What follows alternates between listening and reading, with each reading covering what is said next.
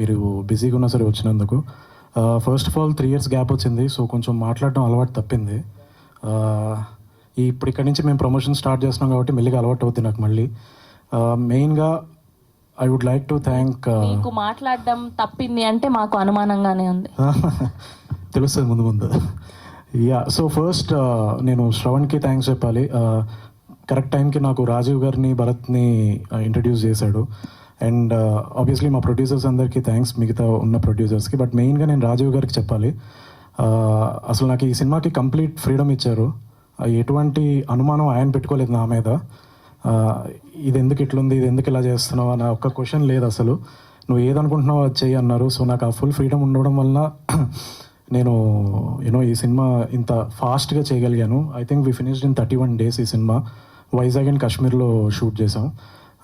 So thank you so much Rajeev garu, and అలాగే Bharat garu, thank you so much believe చేసినందుకు. And ఇందాక అందరూ చెప్తున్నారు ఇది కామెడీ సినిమా, ఫుల్ ఎంటర్టైన్మెంట్ ఉంటుందని. ఆబ్వియస్లీ ఎంటర్టైన్మెంట్ ఉంటుంది, but at the same time ఇందులో ఏంటంటే కొంచెం మల్టీ జానర్స్ మిక్స్ అయి ఉంటాయి. చిన్న సస్పెన్స్ ఉంటుంది, చిన్న సైకలాజికల్గా ఈ క్యారెక్టర్ ట్రిప్ చేస్తుంటుంది వాడు అనుమానాలతో. So I think it's definitely going to be a fun ride థియేటర్లో.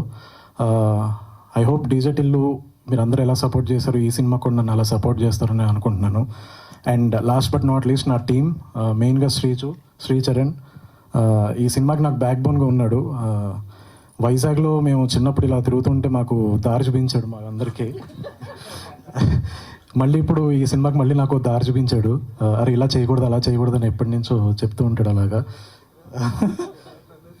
యా, సో అలాగే నా direction team and production team కానీ, మా ఆర్ట్ డైరెక్టర్ మూర్తి గారు, మా మెయిన్ ప్రశాంత్ గారు, ఆయన లేకపోతే ఈ సినిమాని ఇంత ఫాస్ట్గా ఫినిష్ చేసేవాళ్ళం కాదు. ఆబ్వియస్లీ ఆయన ప్లానింగ్ చాలా హెల్ప్ అయింది ఈ సినిమాకి.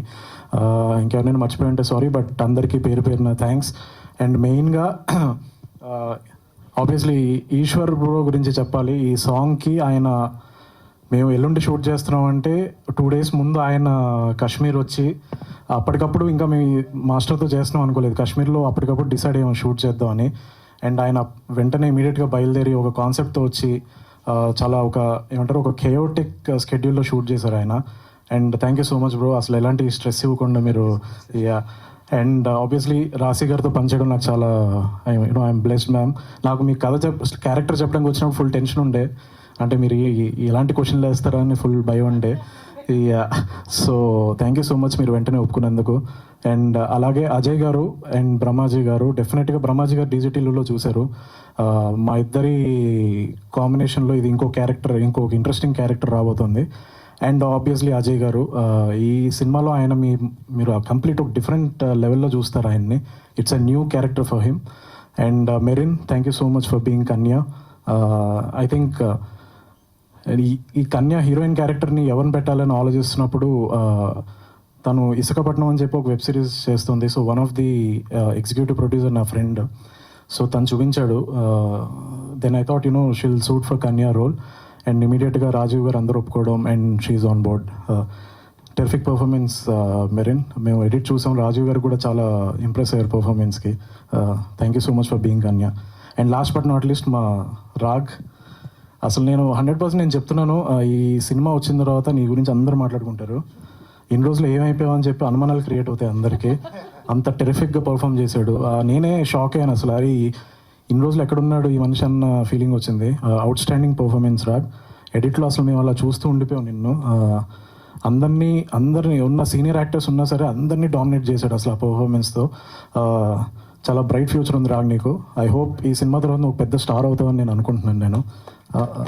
అండ్ ఎవరైనా మర్చిపోయింటే సారీ, నేను ఎక్కువ టైం వేస్ట్ చేయను. Thank you so much.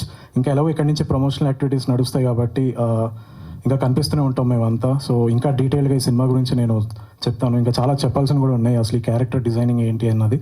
Thank you so much అందరికీ వన్స్ అగైన్ వచ్చినందుకు. ఇంకెవరైనా మర్చిపోయి ఉంటే ఐఎమ్ రియలీ సారీ, ఎందుకంటే చెప్పాను కదా అలవాటు పోయింది. సో అలా గుర్తు రావట్లేదు నాకు సడన్గా ఎవరు. కాదు విమల్ గారు, సో టిల్లు లాంటి క్రేజీ క్యారెక్టర్ క్రియేట్ చేసినటువంటి విమల్ గారు ఇంత సైలెంట్గా ఇంత సోబర్గా మాట్లాడుతుంటే మాకు కొంచెం అనుమానంగానే ఉంది. అంటే